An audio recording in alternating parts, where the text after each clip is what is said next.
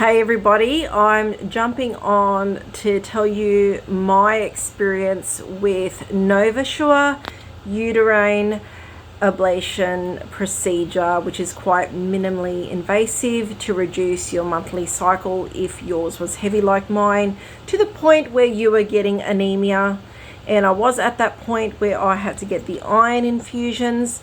Now, one of the reasons I do go on YouTube is it is a little bit like a journal or a diary, would you call it?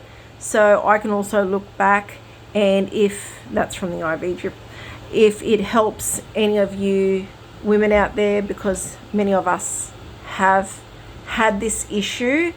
A lot of doctors will not tell you about this option. I wasn't told.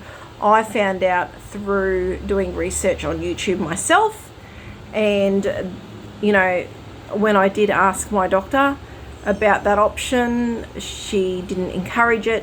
She wanted me to get a Marina. Now the garbage man has decided to come. Hang on. I didn't want to take that path for many reasons.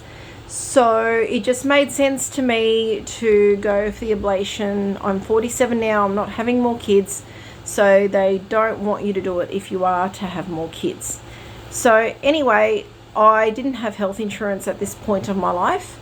And one of the things the doctor said is, oh, it's going to cost you a lot of money. She was trying to say this is not an option. So anyway, I spoke to another doctor, and he said that your options are a hysterectomy, because I've got fibroids as well, or to have this done. And I wasn't sure if it was going to be Novasure. That's up to the doctors when you go there, because there's different types of. So I'm just going to read quickly what they did send me. Endometrial ablation is used to eliminate or reduce menstrual bleeding by permanently removing the lining of the uterus or the womb. There are several different methods of endometrial ablation, including rollable, resection, and Novasure. Novasure uses a quick delivery of radiofrequency energy and is done under a general anaesthetic. So your doctor will go through a consent form with you and explain all the details of your particular procedure and the risks and benefits of the procedure. Now, she actually didn't go through it. I went public and I had a good experience. It went well. I've got no pain today. I did it last night. I actually feel amazing. I've got no pain. This is the amazing thing. I took Panadol this morning, which is paracetamol, and that is all I'm on. I don't know tomorrow how I'm going to feel. I'm on day 3 of my so-called menstrual cycle. I had very heavy bleeding yesterday. The way I was normally managing that was through transemic acid, a drug called cyclopractin, which I only take. It's a bit like Ponston or naproxenic, but a lot stronger, and I would take that every month to reduce my flow. So that's how I managed it, to somewhat keep a little bit of my iron in. Now, 2 weeks ago, I also had an iron infusion. They gave me a lot of iron. I don't know how much, maybe 1,000 mgs, and it did give me a bit of heart palpitations, and that was a bit scary, but hopefully this will be successful and I won't need getting iron infusions. I even tried eating carnivore. That made me gain weight, but that's just my story. Interestingly enough, I'm not dieting or doing anything, but I'm eating sugar now. I'm having mangoes because I work at a fruit shop, and I have bread again now, the dark rye bread, and I make sandwiches when I'm hungry. So I either have 2 mangoes, and I've already lost 3 kilos without even trying. Isn't that interesting? So yeah, I was following some carnivores saying eat high fat, high, low carb, all that sort of stuff, which kind of helps you lose water retention. But for some reason, I've lost 3 kilos and I've stopped doing that. And I'm having fruit, sugar. I eat a lot of fruit. I can't tell you how many pieces of fruit a day I have. I had like a whole thing of cherries. I eat yogurt. I still have a steak here and there. But yeah, I've amped up my fruit, and I'm making more curries. I'm going to make a curry today with a bit of beef in it. And sometimes I do vegetarian ones with just chickpeas. It just depends what I've got in the house. So I just use whatever. So back to yesterday. The hardest part about it was the 22-hour fast. I kid you not. I have so much empathy for people that don't eat. I know that a lot of people say intermittent fasting is good for you, but I've worked in a gym and I've heard different stories about that and different feedback that it's not always best for women. It works for some of you. we're all different, but for me, I was vomiting, I had nausea.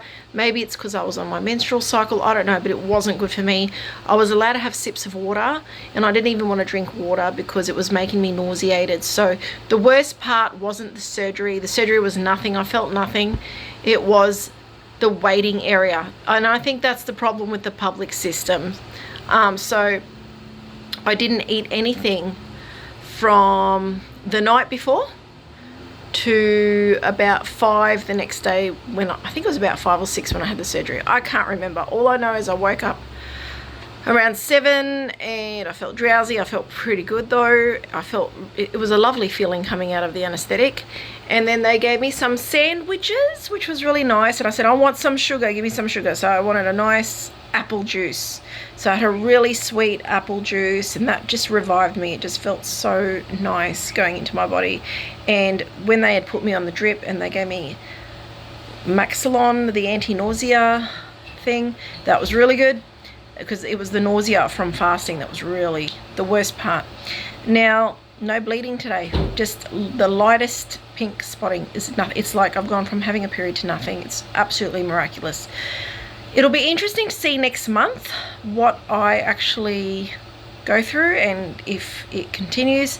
This procedure isn't supposed to last forever. It may last for a few years, so then the lining starts to grow back. It's not a hysterectomy, but let's see what happens. It'll give me some relief for a few years. Maybe I'll go through menopause in 3 to 5 years, I don't know, and then I may not need to repeat it, and I may not need an actual hysterectomy. So yeah, I did consider the hysterectomy, but it's a 2-year wait, and this is it. Sometimes it's better to go the non-invasive way.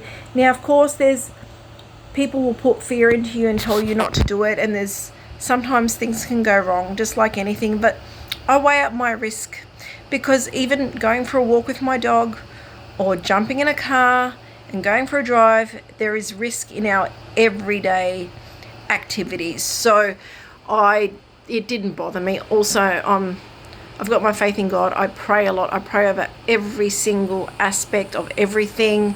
It's my strong point. So it does build my faith, and it gives me a lot of confidence. So if you're someone that's going through heavy menstrual bleeding and you want to know your options and they've only told you about a hysterectomy, do your research, go on other YouTubes, look into this, and just see what the options are. It's been very, very successful for me. If you want to know how the procedure's done, just Google it on YouTube, Novasure, and they'll show you. There's even a 30-second video. I should link it, but yeah. Anyway, it's there, and it shows you how it's done with the mesh, and they put the device in there. It's like a wand. It's literally 90 seconds. They put the device in there. The mesh comes out like this to the size of the uterus, and then radio frequency waves are activated for those 90 seconds, and they burn the uterine lining where you bleed. So it can either completely get rid of your period or reduce it significantly. So everyone's results will vary. I'm believing and hoping that my results will be outstanding. So far so good, no pain. The only pain I had today was a little bit in my thighs, but that, I don't know what that is. My stomach, nothing. There's the garbage truck again. I'm taking 5 days off work because at my job I'm lifting sometimes and packing things. I did work in an office. I did work in real estate. Now, if I was in an office job, I probably would only take 1 or 2 days off. Not even that, because it doesn't hurt. As you can see, I can easily record and do a YouTube video, and I've just taken Panadol. So yeah, it's really a nothing. I think it would be unwise for me to lift things up, but I can walk. I even took my dog for a little walk this morning, so all good. It's just been a lot better than what I expected, and maybe it's my prayers, maybe it's my lack of fear. I didn't have anxiety going in. Like I said, the only negative experience, and it wasn't a fearful thing, it was just uncomfortable, was that fasting for 22 hours, and that may not be anyone else's experience. Most people go in and out, and a lot of people were going before me because they were probably more priority. Mine wasn't a priority. So yeah, so that is my experience. Hopefully the feedback gives you something to think about if you are suffering from anemia and are losing a lot of blood every month. There are great technologies out there now that really do help with this kind of thing, and just see if that's something you want to do instead of a hysterectomy, or you need that less invasive option. Okay, take care and God bless you all. Bye.